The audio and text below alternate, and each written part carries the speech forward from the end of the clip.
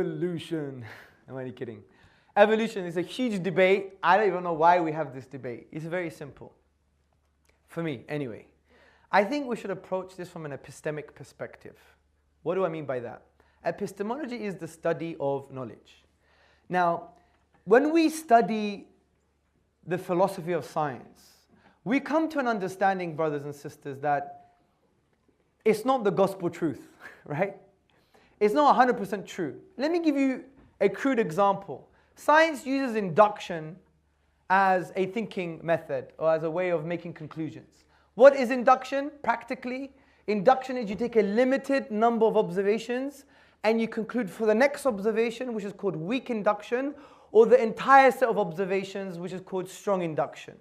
The point is, your conclusion is not necessarily true. It ranges from a probability of 0% to 99%.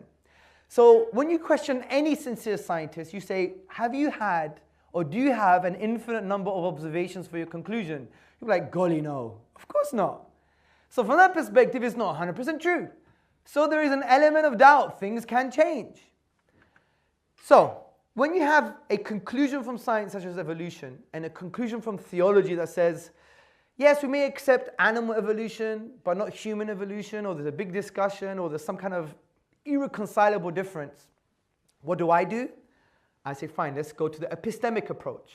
What is the source of the Quran? I believe it to be from the divine, its divine knowledge and wisdom. And I could show that outside of the empirical realities using reason, using other arguments. Science is great. It's a blessing from God. It's one of the manifestations of His mercy. We're encouraged in the Quran to look into the empirical realities. But we also understand that God has the picture, we have the pixel.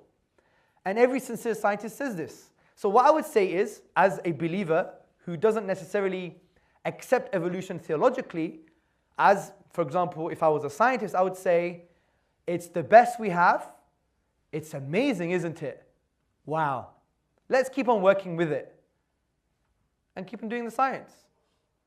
But do you accept it as part of your creedal framework? No, because you know that you have an alternative method of, or alternative source of knowledge you think which is higher epistemically in terms of its epistemic value, its value of knowledge, than the method of science because it's based on induction 0 to 99%.